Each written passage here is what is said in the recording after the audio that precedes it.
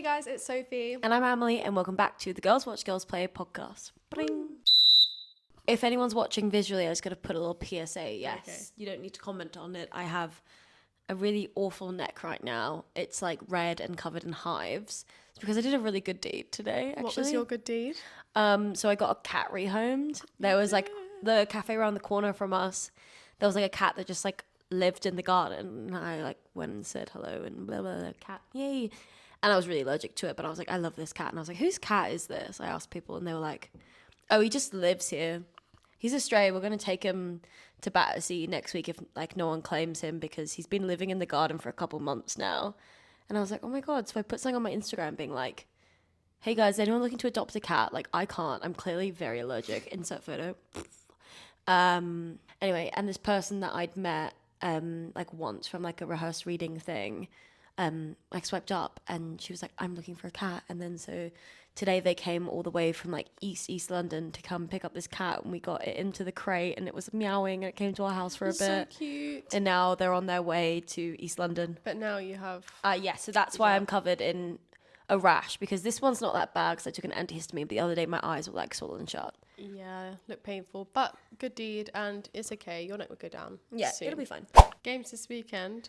Arsenal, Manchester United, 0-0. Boring. I didn't actually think it was that No, boring. it was not of a boring game. of games. It's a boring result. It is, but you know what? I'll take the point. I was so scared of losing, so I was like, oh, yeah, I'd rather have a point than nothing. Yeah, at this point, just take the point. Also, especially with them, it's like, do you know what I mean? Like that's our competitor for a spot. So yeah, annoying that Chelsea are obviously on fire. But I would say, obviously, they have had City, but who else did they have? Like Leicester? Yeah. I wouldn't say they've had that hard of a run of games. No. Of course, City as an opener is...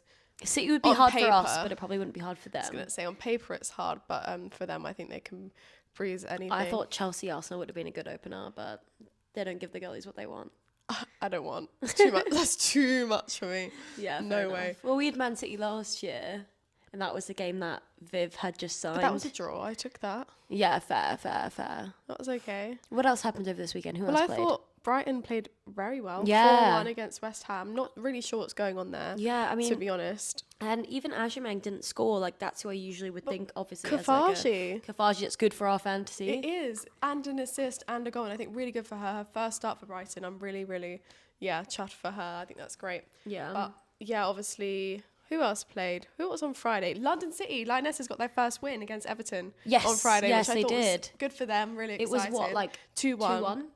Yeah, both goals for London City were from someone we have given a lot of, what's the word, like hype towards. Praise. Yeah, Izzy Goodwin. She's been like on all our wild cards for like Golden Boot and just like, I just expect good things from her. And she delivered. Yeah, absolutely. Yeah, really, really chuffed with that. Oh, I'll tell you who got absolutely battered on Friday night.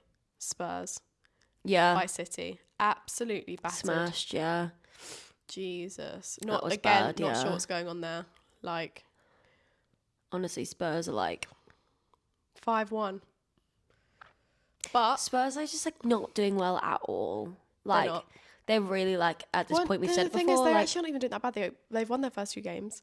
West Ham are doing worse on paper. Yeah, West Ham, but I don't expect more from West Ham, you know. But West Ham had, Arsenal. I don't know who they opened with. Can't remember who they opened with. But they had Arsenal and they had Brighton this week, which, I think Brighton's always a bit of a wild card underdog. Brighton is a wild card. I think they've come up well in the last 2 seasons. Mm-hmm. And I think they're still fighting for it. And you can see by their signs and their loans that they're like... Yeah. Oh, especially when they had people like Kate's last year. Like, you can see that they were like fighting for a good spot. And like, they did. They finished fifth. Yeah, it's paying off, I think. I think even things down to like something so simple like their facilities. Mm-hmm. They're like, that training ground was like... the best one. The best one you saw? I saw. Like, I didn't see obviously I didn't see all the ins and outs of every training ground. Like, some ways we were taken round things, like, we didn't see stuff. Yeah, I didn't see it, yeah. Like, I just thought, wow, like, I feel like I'm in the future. Like, I know it sounds stupid, but I felt like I was in the future.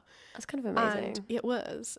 I said to Maddie, like, if, you play football, like you would want to be here. Like, Yeah. which is why it's appealing to people. Because the facilities are so good. The facilities are so good. Also, I love Brighton. You love Brighton. Oh, the city of Brighton. The city of Oh my Brighton. God, I love Brighton. I love Brighton. So for me, like, I would love to live get in me there. Brighton. Like, Yeah. it's like travel distance from London. It's queer. It's beautiful. It's on the sea. It's just like a million pounds, like London. Yeah, it's very expensive. Yeah. Yep. I love Brighton though. But yeah, me too. But I think it's very appealing, which is I think why, you know, people go there, and I'd love to see them get a few bigger players over January or next season, because God, if I was a player, I'd really consider playing there. Yeah, because beautiful facilities, beautiful location, and decent team. They're on the up. Exactly. Should I try get signed to Brighton? But like, what for? Football, striker, What for? Like the under 4s. under 4 foot. Yeah. Cracking jokes. Too were funny today. Oh, that game as well. The Man City Tottenham game. Grace started. No. Yeah, Did Grace she Clinton, start? Or she came on and she scored. She scored. Made her debut for City. And she scored. She scored. Which Good is for really her. exciting. Also, like, she's not a striker. Like, you know, you don't expect her to come on. And what she play? Like, She's midfield. Yeah, she plays attacking mid though, doesn't she? Yeah. Like an 8. Yeah. Well, as you know, she's not like it's not like she should never score, you know. She's not like a centre back or anything, you know. Yeah. But like, I didn't expect her to come on and score, you know. And good for her. Good for her. I think that was a really good start for her and her season at City. I know we kind of dissed, or at least I dissed, or like thought it was really weird that Jess trade, Park, Grace Clinton's swap, and I Jess don't think Park it was played just me. very exactly, well that's as my well. point. I don't think it was just me that was like that was really weird. Well, it's But, just like, I just thought it was kind of a boring swap, you know. I just thought, what Manchester how's to that gonna Manchester. work? Like, not even that. Just like you swap in midfielder for midfield. Like, what are they going to bring? That's like, do you know what I mean? Yeah. What's so different about having? Like, what is going to be different in your team by having that player? Oh my God, Jess Park is on fire. She was brilliant. My dad was watching the game with me, and he was like, "Gosh, she's bloody brilliant." Yeah. And I'm like, she's been there for like 3 weeks. Yeah. That's crazy. I think Jess and Grace both played amazing, so maybe it is like a really brilliant swap for them. Yeah, like Jess is really fitting in at United, and obviously Grace was a bit injured, and she came on in the game the other day, and she scored, so she clearly must like be doing well. Yeah, so we'll see how she gets on, but I think it's working and it looks good, and it's good that some English midfielders are doing well, because we are depleted in that midfield. It is true. Like, tragically depleted. Yeah. But no, it was really good. I enjoyed the games this weekend. Can't wait to actually get back to one. We've had like a few away from home. Yeah, so, well, we haven't been to one since opening weekend. No. But I'm excited to get to we one even this like weekend. we didn't go to the West Ham game, which obviously is in London, but like we didn't go to that one either. It's so far away. Yeah, it's London, and it's like it's just far. It is fun. Also, I never know how we're going to play against West Ham. We can go there and we can lose, or we can go there and we can like smash them, and we smash them. Yeah, but it's so scary because that one time, it's just that one time that we lost really bad. Yeah. But then when we played them at home at the end of last season. Whenever I was really sick. I was by myself at that game, and it was the worst game I could have ever been by myself at, because it was like 4-3. It was so intense. Yes, because I was in hospital. No, it wasn't that game. You just didn't come to it. The game just didn't come. Yeah, I don't know. You just didn't come. I don't have like a reason. What? I don't know. It was at Meadow Park. Oh, okay. It just didn't come. I don't know. I don't know. I just didn't feel up to it. I don't know why. No, I actually don't remember what happened. Why I wasn't there. But no, it was, that was intense. So whenever, I'm like, West Ham do scare me a little bit, but I'm really happy with how we played, which is good, because we struggle with teams like that, because we struggle to like get through like a high like block defense, but we've managed to do something. I also think Arsenal, like, we just struggle with consistency. But we're doing okay right now.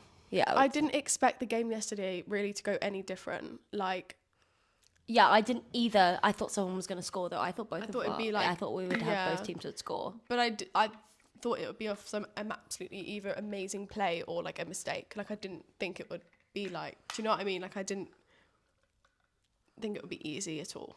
Yeah, I think I'll take a draw. Yeah. So I think that would really start us off quite rocky early in the season to lose against United, like points wise on that table. Exactly. Yeah, it would have created much more of a bigger gap for sure. How was the Chelsea-Leicester game again? Chelsea It was only like 1-0 or something. 1-0. Yeah. I'm seeing I'm confused by that. I'm seeing a lot of backlash on Twitter, X, about Sonia Bonpastor. And I don't know how much it's translating into like the actual like mainstream. Like I'd like to ask Stella if they are seeing it and agree with it. But what are people saying about Sonia? Not that positive stuff. That made no sense, but you know what I mean. Can you say more? Just like, I don't want to repeat it because it's like more like hate. No, but like, is it about game? They just basically, this is my quote, this is just a summary of what people have inferred, that she's a bit shit. Really? I'm not saying I agree. How is she a bit shit if they won a domestic treble last year? Like, that's what I was thinking. I was like, Invincible season as well. And then a lot of people were saying that the reason the game didn't go how they wanted the Leicester game was Kira Walsh. Kira Walsh was all over that pitch. She got player of the match. Like, I genuinely am confused how that was Kira Walsh's Sometimes fault. I look on Twitter and I think, did we watch the same game? Yeah. Like, okay, I'm going to bring up that one time that Neve...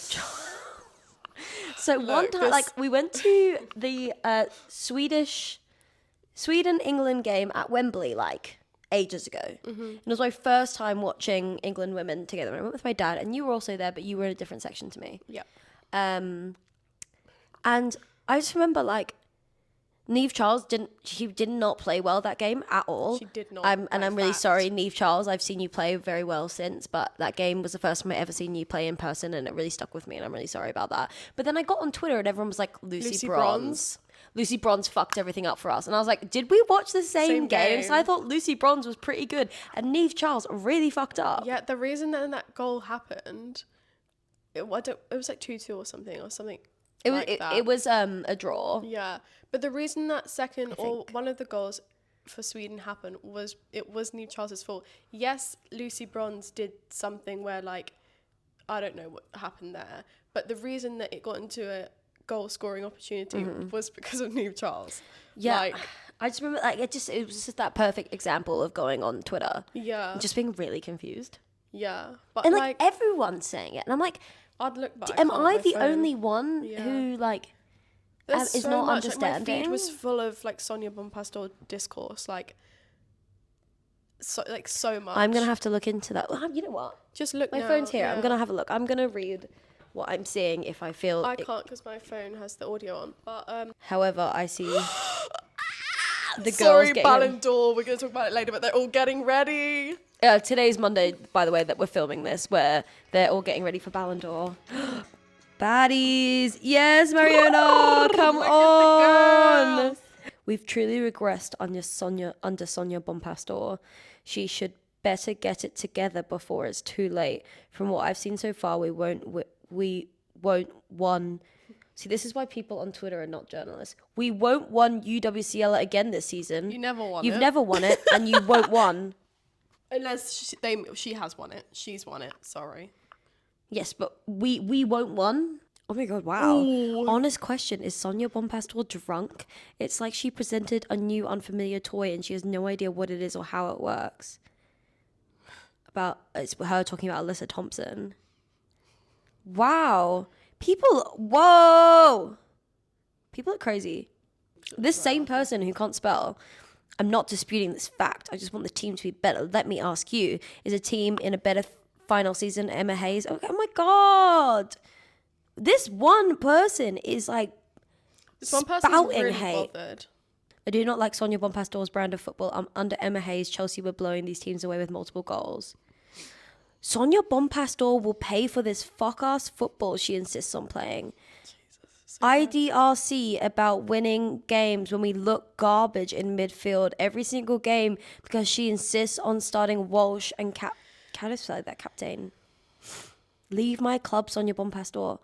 Wow. See, like, just so... That's why I don't want Okay, they have one, like, poorish game, and people create, like, very inappropriate memes, like, with very bad people with Sonia's face on it. Like, guys, social media is... I always think, like, everyone's like, social media, people get so bullied on social media, and I was like, oh, really? Because, like, I'm not on that side of social media. Yeah. And then I'll look for it, and I'm like, These guys my are God. actually like It's Twitter, kind of though. crazy. It's Twitter. It's literally X, whatever you want to fucking See, call I it. only use Twitter for football stuff and for kind of like, you know, if you want to find like a really niche thing. Yeah. Like, you know, like, oh, someone will have this on Twitter, you know? Yeah. But, yeah, so there's a lot of, yeah. I did not know that everyone was hating on Sonia. Yeah, we'll talk to Stella about this. Guys, one day we're going to have Stella on this podcast. They'll hate it. They will hate it. But Stella is our one Chelsea friend. Yeah. Who, like, makes, like, an appearance on social media here and there. And Yeah, gets a shout out on, like, every kind of podcast. Because we don't really have, like, a huge amount of football friends. No. Football friends. Friends. To be honest, yeah, we do, you know, like Gracie and Steph, I guess, are football friends. Yeah. V and Flora, I guess, are football friends. Yeah. Stella's a football friend. Yeah. But, like, we don't know Stella because of football. But then I guess we're friendly because of football. Ballon d'Or is tonight. Yeah, so when this podcast comes out, the Ballon d'Or will already have happened. But I'm going to talk about my predictions anyway, because in my life, which is right now, it hasn't happened. Right, so let's get up the nominees on your phone, because there are a lot. And there's a few different categories. There's obviously, like, the Ballon d'Or. There's also the Copa Trophy. Yeah. There'll be the goalkeeper one. And there's also Team of the Year and probably Women's Manager of the Year. There's Manager of the Year, yeah. I'm really intrigued to see what you think, what I think. I think it's so hard to call the Ballon d'Or, like, because of who votes for it, the things it goes through. Who do you think is actually up there? As much as I'd love someone like Emily Fox to win the Ballon d'Or, she's just not going to. No, I think Great for a nomination, but like top 5, I would say. Putellas, Russo, Yeah, Bonmati. Caldente. Then another Barcelona player, maybe Patry. I like the idea. She won't, but I like the idea of having. But they announced what order they get, so she'll get. I maybe. I tell you who I'm bloody pissed off that isn't on there. Who? Kim Little. When the fuck is she gonna get recognition? When is Kim Little gonna get her flowers? I will get your flowers, Kim Little. We should have like an award that's just like our favorite Kim person. Little. Kim. Yeah. Kim wins it for last season. And this season, and every season before. Well, you know, yeah, okay, but like this season hasn't finished. She knows what's gonna happen. Oh. Honestly, you know who'd also be up there for last season if I got to like choose my favorite person of last season? Who? Emily Fox. Yeah. I just feel like she changed shit for me. Well, not for me, for Arsenal. You know. For you, just for me. You. No, I'm a big fan. Yeah, big fan. But Kim Little absolutely deserves to at least be nominated. Like, recognise her game. In the United game yesterday, I thought she was great. Like, she's so composed. Mm-hmm. And, like, the only reason that she doesn't get the recognition she deserves is because she... Played for Scotland. Played for Scotland and to retire from international football. And yeah. I am so happy for her that she got that Champions League win. Like, that more than anything. We have an insane amount of Arsenal girls. We've got a lot. I think we have 8 or 9. Yeah. Can you name them all? Chloe Kelly. Yep. Alessia Russo. Yeah. Mariona Caldente. Yeah. Emily Fox. Yeah. Steph Catley. Yeah. Leah Williamson. Yes. How many have I said? I think you got everyone. Oh. Let me say it again. Let me go through it. Caldente, Steph Catley, Emily Fox, Chloe Kelly. You've missed one. Okay, I'm going to think about it. Yeah, so Russo, Williamson, but you've missed one. Defence, midfield. Midfield. Freedom Arnhem. Yeah. Attacking midfielder. Vibes, I can't believe I got that. Freedom Arnhem, ole, ole, ole. No, yeah, who do I think will win it? It's hard, isn't it? It's based on club achievements, country achievements, journalist stuff. Like, it's all this. I think Bonmati will win it. Again, 3 years in a row. Yeah, I think it literally is between Russo, Putellas, and Bonmati. Yeah, I actually don't think Caldente's in it as much. Yeah, know, when you think about it, actually, she had a brilliant season. She won the Champions League against her old club, and she got into the final of the Euros and was like a very influential player. I just don't. know if she'll tip it. Also, because it's a journalistic, like, vote. Yeah. Who has more media presence than Mariona? Bon Mati, Alexia Putellas, and Alessia Russo. Unfortunately. Yeah. That's shit, but it's true. I don't think Putellas should win. Like, don't get me wrong. I think she's brilliant. I love her very much. She's an incredible footballer. I just don't think her season... I just don't think she was as good as Bon Mati and Russo and Caldente. She's a brilliant footballer, and she's been one of the best for a long time. But this season wasn't her best. I thought she was great in the Euros. Mm-hmm. I also thought, obviously, Bon Mati was. I think maybe she probably will win it again, Bon Mati, because she had a great season and she had a great Euros. She won player of the tournament. Yeah. Russo, I mean, I would love her to win, of course, like, especially, like, as someone that grew up near Maidstone, like, where she's from, like, I think that's, like... Really? To say that... You grew up near Maidstone? Taking the piss, because all we do is talk about fucking Maidstone. Podcast, the Maidstone podcast.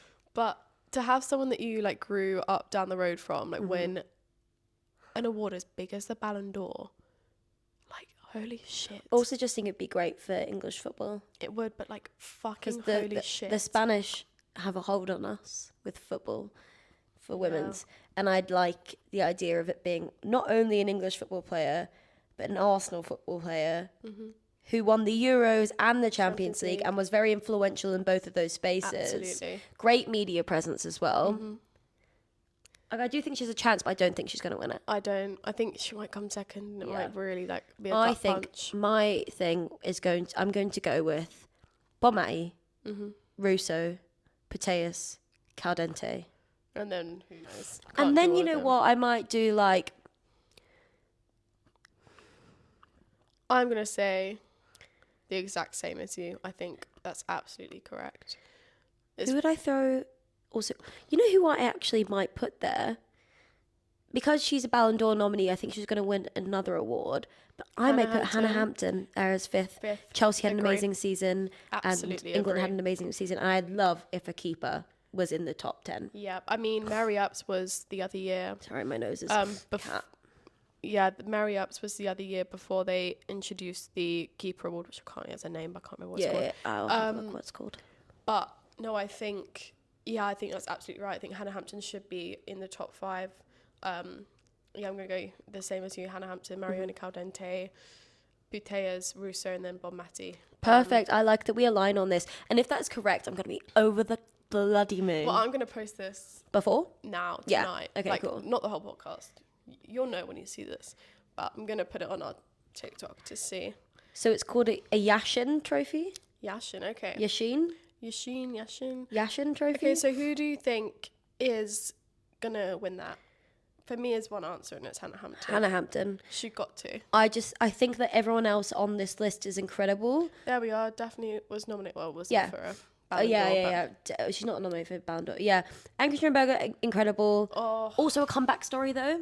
Yeah. That's important in the media.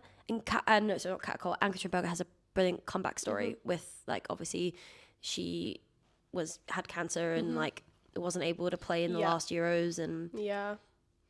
I agree, but in terms of season and what it takes to win a trophy, I mean, it's not the Ballon d'Or, so it's a bit different, but yeah, for me, it's Hannah Hampton. I mean, undefeated in the league and then domestic treble and then Euros. Won us the Euros. I'd be absolutely devo if she didn't win it. Me too. But if it went to Anke Sternberger, I would you know what, I'd understand it. But even to Daphne, I would be like, no. Yeah. And I love Daphne with all my heart, and I'm so happy to have her as our keeper. I think she's brilliant. I agree. But I don't think it should go to Catacol or to Daphne. I think it really should go to Hannah. And if it went to Anke Sternberger, I'd be okay. It has to go to her. It can't go to anyone else. Absolutely. In my mind. And then Copper? Team of this. Oh yeah, Copper. Let's do the young player. Of the year. Of the year. So we were actually already had a little chat about this between us. We did. I would love for Michelle to win this, but my worry is she had the most incredible Euros. But I don't think her season was good enough for her to win this. No. I think Vicky Lopez has got this. Has got it. She deserves it. She's great. So talented. I just have such a love for Michelle. Yeah, me too. Deep love for her. I just think. Yeah. But she's still young. She's got time. Also, she could win the next year's young season, like young player or whatever. Yeah. Because she's still young enough to be in that category next year. No, she'll be 20. Yeah. What makes you not young anymore? I think it's 23. Oh, it's you. I could win this. We're going to do the Women's Manager of the Year. Nominations are the Sonia Bonpastor, Arthur Elias from Brazil national team, Justine Madugu from the Nigerian national team, Renee Slegers, Serena Wiegman. Okay. Ooh, actually, this is quite Hard, difficult, isn't it? No, because Nigeria obviously did really well. Brazil obviously did really well. All of those are winners there. Yeah, these are all just winners. Oh, I actually have no idea. I have no idea. For me, someone who absolutely stepped up and had no expectation on them. Actually, from a completely non-biased opinion. For someone who did step up into a position that like wasn't really theirs. She's not my stepmother. She's the mother who stepped up. Period. Renee Slegers. You know, Sonia Bonpastor came into her job because of what she's done. She got that job because of, you know, her success in the past. The same with Serena Wiegman. The other two I'm not as educated on. Yeah. But what the Brazil and the Nigerian team managers. Yeah, exactly. But Renee Slegers kind of, you know, she came in and as an interim position, she got a team that had lost their opening game of the qualifying. It's the first ever team to ever win the Champions League from the qualifying rounds, who's, you know, had to go from that stage. Had a shit few games in it, but always managed to pull through, and then we won it. Yeah. And she never expected, that was not her job. No. To do that. She was just there to help us get through the interim before we found a new manager, and then she was just the best thing that ever happened to us. And did something that English football hasn't had in 17 years. It's insane. Insane. That like, it's the pressure, and like what fucking pressure. I think that's great, and I think her ability to step up to that role, in that Emma Hayes, this is not me dissing Emma Hayes at all, I think she's so successful, and obviously it was amazing at Chelsea, but something that they've been trying to achieve for years, so I can't even count how many years, and then she's just come in and done it, you know, she's just obviously I don't even have words for her. Of course we have bias there. Completely love her. I just think she's so brilliant. You can see how much all the girls love and trust her and believe in her, and how she believes in them, and it's just quite a change from Jonas. And we were in a bit of a state. He left us in a bit of a state. Yeah. But I think, you know, like Sonia Bonpastor, her debut season with Chelsea, incredible, the domestic treble, amazing. Like, that's so, but Chelsea so good. were already like... Emma Hayes did like the best handover she could have ever done. Yeah, absolutely. I do think like Sonia is incredible. I do think she's amazing. But I think that, it was easier as a team to pick up from Emma Hayes rather than Arsenal as a team to pick up from Jonas. Yeah, and Emma Hayes left not because she wasn't having success with the club. She got a great opportunity. Jonas left because he wasn't the right fit anymore. It wasn't working.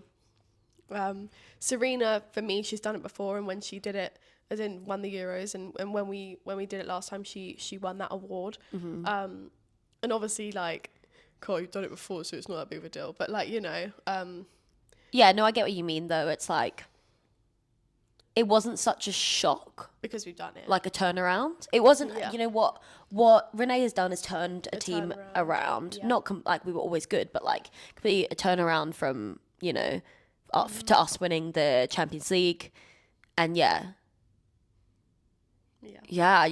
me, it's between probably Sonia and Renee. I think it should be Renee. Me too. Obviously, I don't know that much about the Brazilian coach and the Nigerian coach. I do think national coaches, it's harder to like, it's like you get one shot. Yeah. Do you know what I mean? Yeah. Whereas like Sonia and Renee, both of them had like 4 or 5 things to win. Whereas national coaches have one thing to win, and all of the ones on that list did it and won it. Won what they what they needed to. for.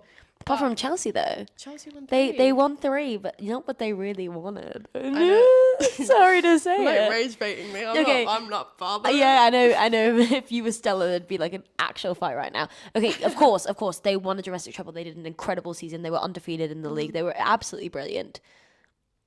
But we all know what they really wanted, and they all know what we got. Yeah. So I think that matters to me anyway. Mm-hmm. Then team of the season. Okay, we got Arsenal, Barca, Chelsea, Lyon, Orlando. Don't know what's going on in Orlando. Apparently they must be good.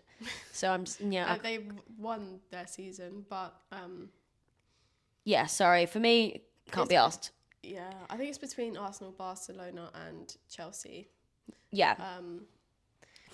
Barcelona obviously great in their league. The same with Chelsea, done really well in their league and, all their domestic competitions. Arsenal won the Champions League. I mean, it's hard to... You know what? I'm just going to say, I'm going to say what's on my mind. And this is a completely unbiased opinion. I don't have any stakes in the game. But Arsenal should win it. I'm sorry. I have huge stakes in the game. But Arsenal should win it because it's not just... They love a comeback story. It's all about... It's nominated by journalists. It's the comeback story of, the century for me. I'm an Arsenal fan and this is a completely biased opinion. But, come on. Yes, other teams probably had better seasons, consistently better seasons. But if what comes into it is journalists and comeback stories and teams turning around and, if it's a team you could make a movie about, it's Arsenal. Absolutely. What a movie it would be. For me, I think it's probably between Chelsea and Barcelona. Chelsea having an invincible season, brilliant. That's a huge success and so good. And domestic treble is nothing to, go under the radar. Barcelona. They were named best team. Yeah. By UEFA.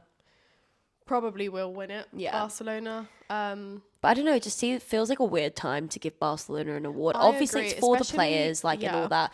But I just feel like it's a weird time to give praise to Barcelona. It's obviously not the players' fault at all, but because of how little they obviously seem to care about the financial situation of their team. I agree with you. But of course they're brilliant, Yeah, the talent there is amazing. You can't tax on the players for that. There's even more players there that were amazing. So yeah, I don't know. I think I'm gonna say Barcelona will probably win it. Do I necessarily agree with it? No. But who do I think will? Yeah, I'm gonna say Barcelona, and you're gonna say. I don't know. I'm gonna say Arsenal. Okay. Just because it's a good story and it's journalists. Story. Absolutely. It's voted by journalists, obviously by captains and other people as well. But journalists, I think I'm going to go with Arsenal because it's a great story. But if I'm just saying who was the best team last season, it was Barcelona. Yeah. Better than Chelsea, better than us. Even though we... 8-2 beat Chelsea. Yeah. But yeah, the best team was Barca. I just think it's a weird timing to be rewarding kind of the state of the club. Yeah. Yeah. Amazing. Those are our Ballon d'Or predictions for tonight. This evening, which this is coming out on Thursday, but we'll post this on the... It would have been over by now, so... Yeah. I wonder who. But we'll find out tonight. Should we put a bet? No, I have no money. Yeah, so true. Me either. So obviously recently on our podcast, we've had a lot of discussions around Matt Beard and his potential move to Leicester. He's on his gardening leave from Burnley and just kind of what he did for... women's football across the years, especially at Liverpool. Then over the weekend, obviously the very sad news of his passing. It's been a lot of talk on women's football about it. Yeah. I mean, I think the outpour of love that we've seen from fans, from players, from other managers or anyone that kind of works in women's sport has been... there's just been so much love, an absolute outpour of love and tributes and legacy to him, and I think it absolutely just shows how important, how crucial he was in this game. I mean, he's been a part of women's football for as long as I can remember, and it's a massive loss, and it's just absolutely devastating. And yeah, I mean, you can tell the impact that he had on the amount of people that have kind of been affected. Yeah, absolutely. I mean, you can tell that he was someone who was very, very, very loved, and he was very, very instrumental to not only women's football, but like a lot of individual people's careers. Yeah. He seemed to have like been so special to a lot of people in their careers. You've seen a lot of people come out and say like, he saw me and saw my potential and gave me that opportunity and like worked with me and like it. Yeah, even one like that stuck with me was like Rusha. It wasn't Rusha that said it, but her sister was on Talksport or something and was saying about how like Rusha was having, you know, a hard time with her football and wasn't really getting a club, and then Matt Beard brought her into West Ham and you know, gave her a space and you know, and she continued to sign for clubs year and year after that. And I think just individual care, like genuinely caring about people is so important. Like, I think that's something we don't see often with a male manager, unfortunately. Yeah. But I think it's something that he had, and that's why he was so successful, and that's, you know, why he was about to be brought back into the WSL, because he has that success. And he had that reputation of being able to take a team that was struggling and turn them around. And it really seems like from the inside, you know, like working with the teams from like the inside when it's like helping individual players grow. And like as we were saying, I mean, I've said it recently about like male managers, like there struggles to be like a level of connection there that it felt like he clearly had with the players, like this personal connection and belief and growth. And I mean, he did it for Liverpool, and I was really excited to see what he's potentially going to do with Leicester. Yeah, I mean, obviously it was never announced, but you know, it's heavily spoke about, and I presume that it was, you know, I trust that absolutely was going to happen. Every faith that he was capable of getting that job anyway. But yeah, it's left a massive hole in women's football and a lot of people's hearts, unfortunately. Of course, the Aston Villa Liverpool game got postponed, rightly so. I mean, I think and there was tribute paid at the other games that happened this weekend on Sunday. And you know, I think especially watching Olivia and Taylor, who've obviously just signed from Arsenal but were long time Liverpool, you know, and worked very closely with Matt Beard. You know, you could see that there was such a very hard day for a lot of people yesterday. And you know, our thoughts are very much with those he loved, family, friends, and the players and old colleagues, etc.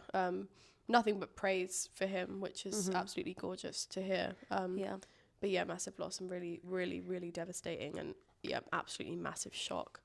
I mean, when you messaged me saying that he had passed, and obviously like it didn't really come out, and it's still not massively like around like how he passed and stuff like that, but you know, it's also very sad and very tragic to hear, you know, how he passed. And I'm on my phone now to give some mental health crisis or urgent support resources. So obviously if it's an emergency, you call 999.